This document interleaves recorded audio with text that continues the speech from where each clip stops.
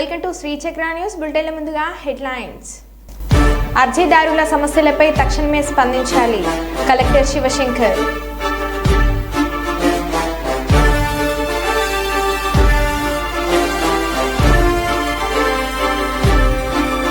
తమ తండ్రి జ్ఞాపకార్థంగా విగ్రహాన్ని ఏర్పాటు చేసి పలువురికి ఆదర్శంగా నిలిచిన కుమారులు.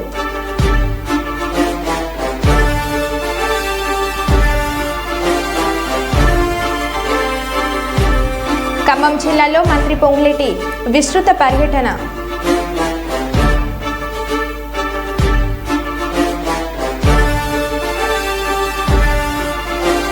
నాగార్జున యాదవ్ను అరెస్ట్ చేసిన కుప్పం పోలీసులు.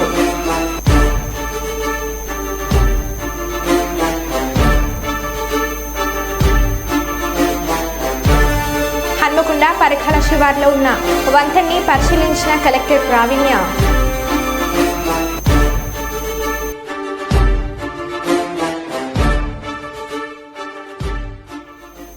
ఇక వివరాల్లోకి వెళ్తే ప్రతి సిపిఎం కార్యకర్త ప్రజాక్షేత్రంలో ఉంటూ ప్రజల్లో మమేకమై పనిచేయాలని, ప్రజా సమస్యల పరిష్కారమే మన ధ్యేయం కావాలని సిపిఎం కేంద్ర కమిటీ సభ్యులు ఎంఏ గఫూర్ పిలుపునిచ్చారు. సోమవారం కర్నూలు నగరంలోని స్థానిక కొత్త బస్టాండ్ వద్ద ఉన్న కార్మిక కర్షక భవన్లో సిపిఎం జిల్లా ప్లీనరీ సమావేశం సిపిఎం జిల్లా కార్యదర్శి వర్గ సభ్యులు బి రామాంజనేయులు, పిఎస్ రాధాకృష్ణ, జిల్లా నాయకులు ఎన్ అనివేలమ్మ అధ్యక్ష వర్గంగా సమావేశం నిర్వహించారు. సమావేశాన్ని ఉద్దేశించి సిపిఎం కేంద్ర కమిటీ సభ్యులు ఎంఏ గఫూర్, రాష్ట్ర కార్యదర్శి వర్గ సభ్యులు కె ప్రభాకర్ రెడ్డి, జిల్లా కార్యదర్శి డి గౌస్ దేశాయ్ మాట్లాడారు. ఈ సందర్భంగా వారు మాట్లాడుతూ 2024 పార్లమెంట్ అసెంబ్లీ ఎన్నికల అనంతరం జరుగుతున్న మొదటి జిల్లా స్థాయి సమావేశం ఇది అని, జిల్లాలో పార్టీ సభ్యులుగా చేస్తున్న కృషి పట్ల సంపూర్ణంగా ఆయా స్థాయిలో చర్చించి పనిని మరింత మెరుగుపరుచుకోవాలని అన్నారు.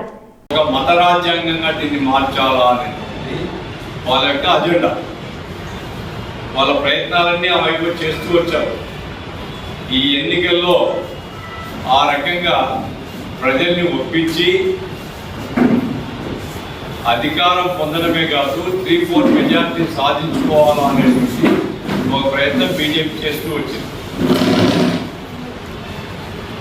బీజేపీ అజెండాను గ్రహించిన తర్వాతనే భారతదేశంలో రాజ్యాంగాన్ని కాపాడుకోవాలా, ఈ రాజ్యాంగం పోతే సెక్యులరిజం పోతుంది, ఈ రాజ్యాంగం పోతే రిజర్వేషన్లు పోతాయి, ఈ రాజ్యాంగం పోతే దేశంలో ప్రజాస్వామ్యం పోతుంది అనేటువంటి ప్రజాస్వామ్యవాదులందరూ భయపడారు.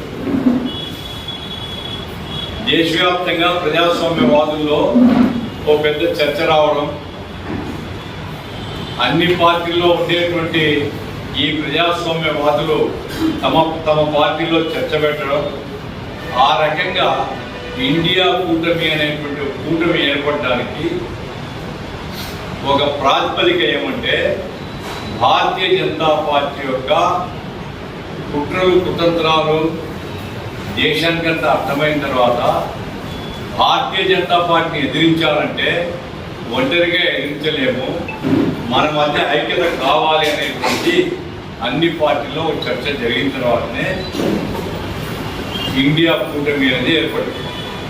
సరే, మన పార్టీ కూటమి అనే దానికంటే కూడా ఒక వేదికగా దీన్ని పెట్టుకుంటే మంచిది అనేటువంటిది మొదటి నుంచి మన అభిప్రాయం.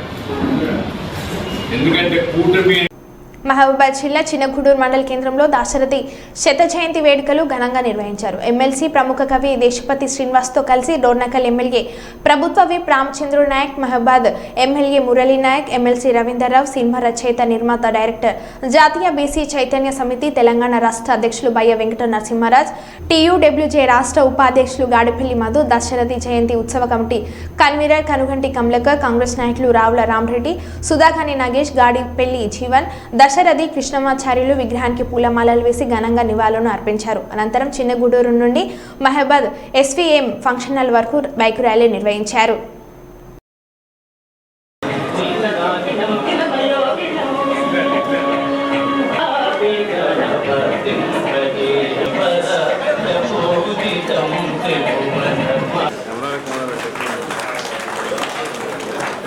గట్టిగా చప్పట్లతో మన అశోకాన్ని తెలియజేద్దామండి.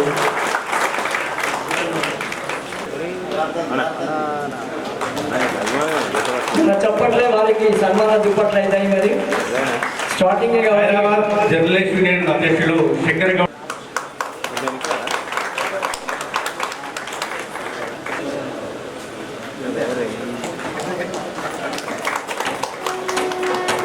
బ్రహ్మాండంగా ఇప్పుడు అద్భుతమైన కార్యక్రమం చిన్నగూడూరులో జరిగింది.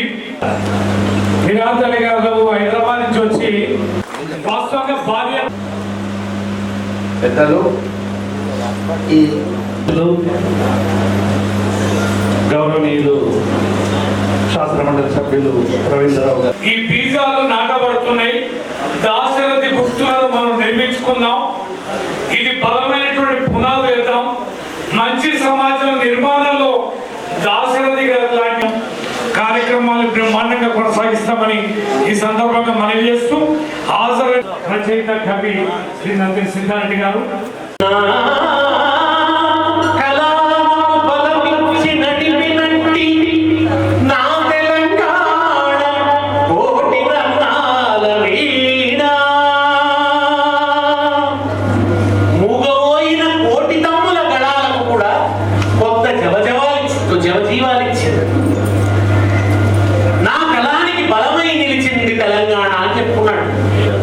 దాశరథిని పదే పదే పదే గుర్తు చేసుకోవాలంటే దాశరథి అంటే తెలంగాణ, తెలంగాణ అంటే దాశరథి. తెలంగాణ అస్తిత్వాన్ని, తెలంగాణను తన ఆత్మలో ప్రతిష్ఠించుకున్నాడు. తెలంగాణ అస్తిత్వాన్ని సాహిత్యంలో విశ్వరూపంతో ప్రతిష్ఠించాడు. తెలంగాణ భూమిని పొందుతాడు. 3 కోట్ల దేవతలందు 1 కోటి మంది వసించడి హఠకావని భూమి అన్నాడు. ఆ రోజు 1 కోటి మంది జనాభా తెలంగాణ. ఏమంటాడు తెలిసిన ఆయన? 3 కోట్ల దేవతలు కదా, అందులో 1 కోటి మంది మా తెలంగాణలో. మా సోదరుడు మునగంటి కమలాకర్ గారికి, అదేవిధంగా వేదిక ముందున్న ఇంకా పెద్దలకు, ముందు కూర్చున్న మరి దాశరథి కృష్ణమాచార్యుల అభిమానులకు, మరి కుటుంబ సభ్యులందరికీ పేరు పేరు నమస్కారం తెలియజేస్తున్నాను. ముఖ్యంగా నేను చెప్పాలనుకునేవన్నీ డైరెక్ట్గా చెప్పేసి నా మనసులో ఉన్నాయన్నీ వారి నోట బయట వచ్చేసి. కాకపోతే తెలంగాణ యువత ఆ రోజు నేను బాల్యంలో ఉన్నప్పుడు విన్న విషయాలు కావచ్చు, చూసిన కొన్ని విషయాలు కావచ్చు, ఆ రోజులు భూములన్నీ కొంతమంది చేతిలో ఉండడం, అదేవిధంగా పండించే పంటలు కూడా కొంతమందికి చేరడం అనేది వారిలో నాకు తెలిసి ఒక విప్లవం.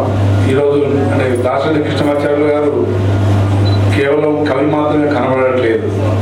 వారిలో ఒక విప్లవకారుడు, ఒక పండితుడు, మేధావి, సత్యాన్వేషి, నిత్యాన్వేషి, అన్వేషించేవాడుగా వారు నేను అనుకుంటున్నా.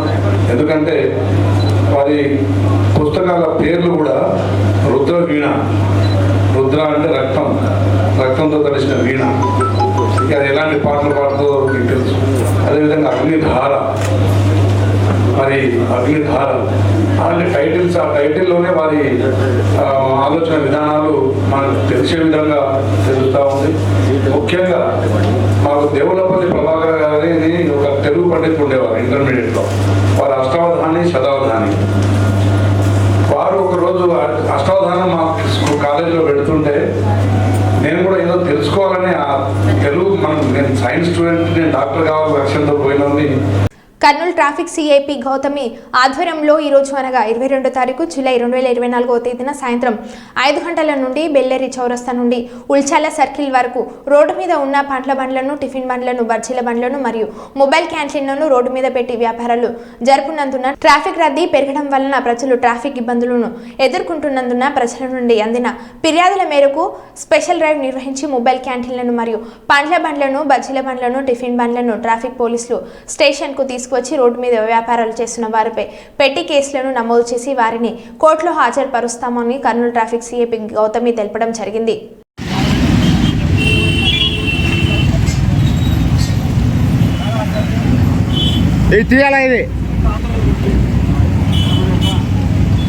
తీసేలా ఈ వరుస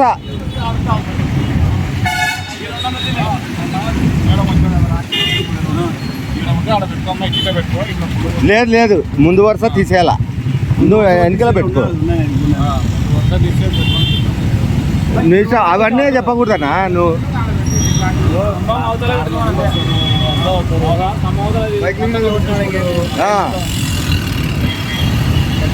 నంద్యాల పట్టణంలో మధుమణి చారిటబుల్ సొసైటీ వారి మధుమణి నర్సింగ్ హోమ్ 50 పడకల సూపర్ స్పెషాలిటీ హాస్పిటల్ ప్రారంభోత్సవ కార్యక్రమానికి ముఖ్య అతిథులుగా హాజరై ప్రారంభించిన పాణ్యం మాజీ ఎమ్మెల్యే మరియు వైఎస్ఆర్ కాంగ్రెస్ పార్టీ నంద్యాల జిల్లా అధ్యక్షులు కాటసాని రాంభూపాల్ రెడ్డి. కార్యక్రమంలో బనగనపల్లి మాజీ ఎమ్మెల్యే కాటసాని రామిరెడ్డి కూడా పాల్గొన్నారు.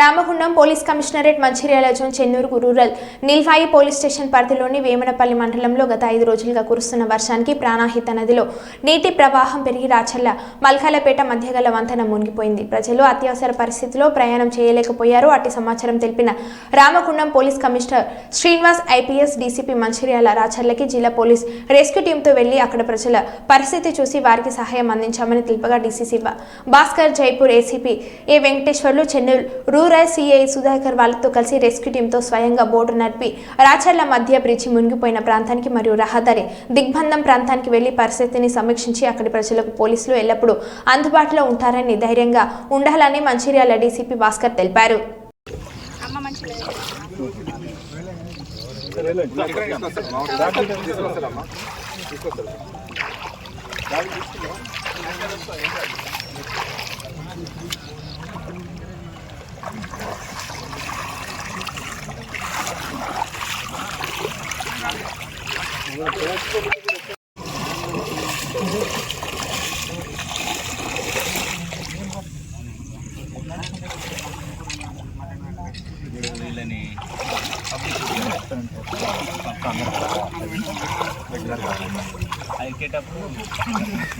ఓకే సార్ వచ్చేసాయి.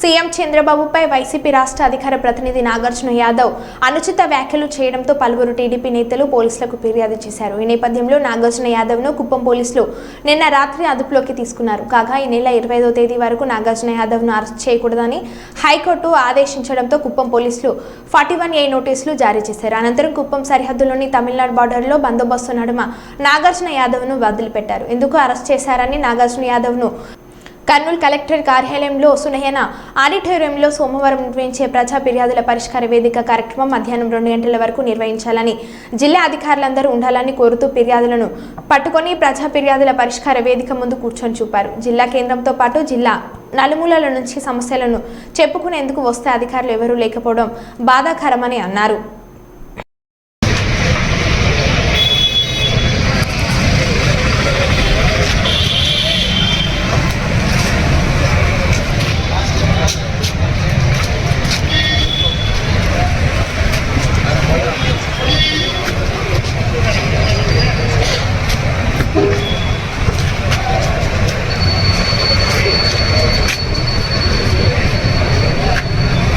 కుమార్ తెలంగాణ రాష్ట్ర రెవెన్యూ సమాచార శాఖ మంత్రి పొంగులేటి శ్రీనివాసరెడ్డి భద్రాద్రి కొత్తగూడెం జిల్లా బూర్గంపహాడు మండల పరిధిలోని గోదావరి వరద ప్రభావిత ప్రాంతాలను పరిశీలించారు. వారితో పాటు జిల్లా కలెక్టర్ జితేష్ని పాటిల్, ఎస్పీ రోహిత్ రాజ్, వివిధ శాఖల అధికారులు పాల్గొన్నారు. వరద సహాయక చర్యలపై మంత్రి పొంగులేటి అధికారులకు పలు సూచనలు చేశారు.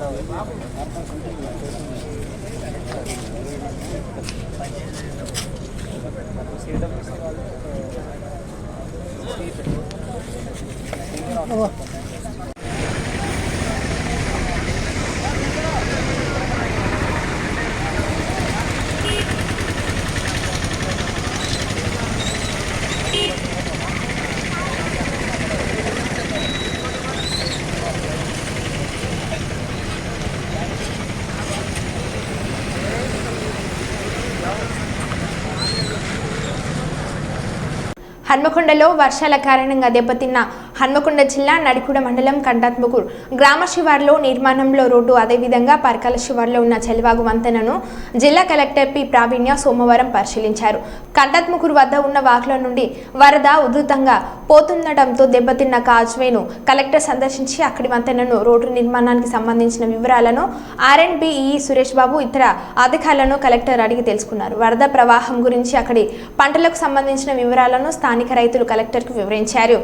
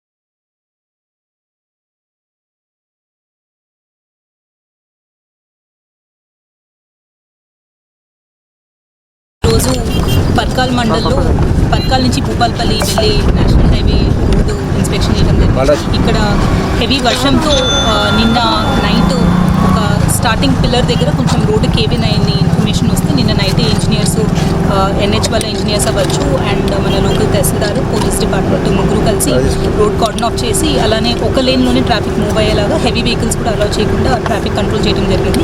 ఈరోజు మార్నింగ్ నుంచి ఆ వర్క్స్ కూడా స్టార్ట్ అయినాయి అండ్ కంపాక్షన్ చేసి ఈ రోడ్డు లేటెస్ట్గా ఈరోజు ఈవినింగ్ కల్లా ఫుల్ షేప్లో రిస్టోర్ చేసే ప్రయత్నం చేస్తున్నారు. దీంతో పాటు నడికుడ మండల్లో కంటాత్మకూర్ లో లైన్ కాజ్వే ఏదైతే ఉందో అక్కడ డైవర్షన్ రోడ్ ఏదైతే క్రియేట్ చేశారో అది డిస్ట్రాయ్ అయినట్టు ఇన్ఫర్మేషన్ వచ్చింది. అది కూడా ఇన్స్పెక్ట్ చేశాము.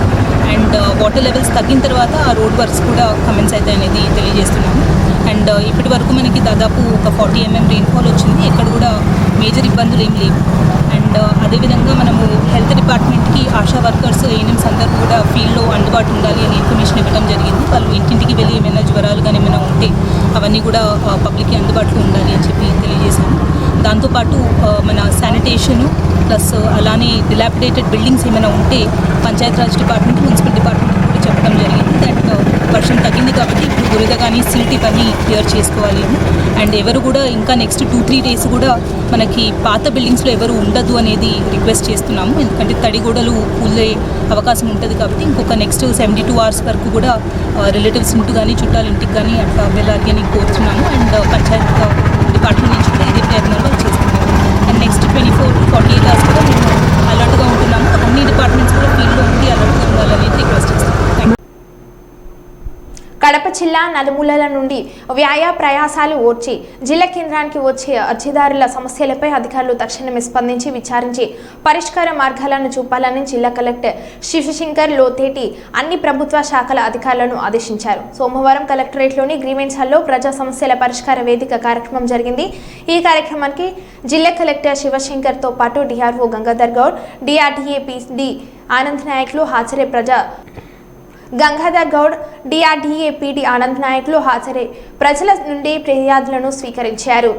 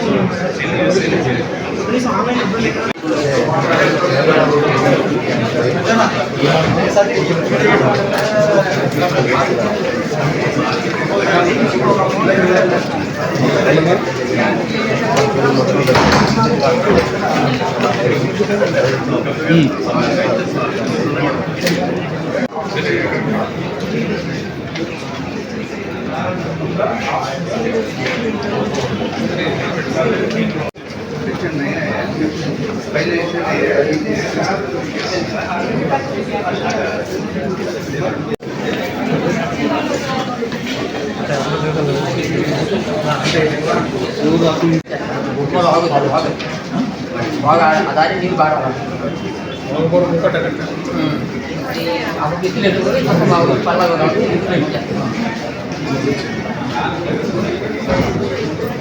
సురేష్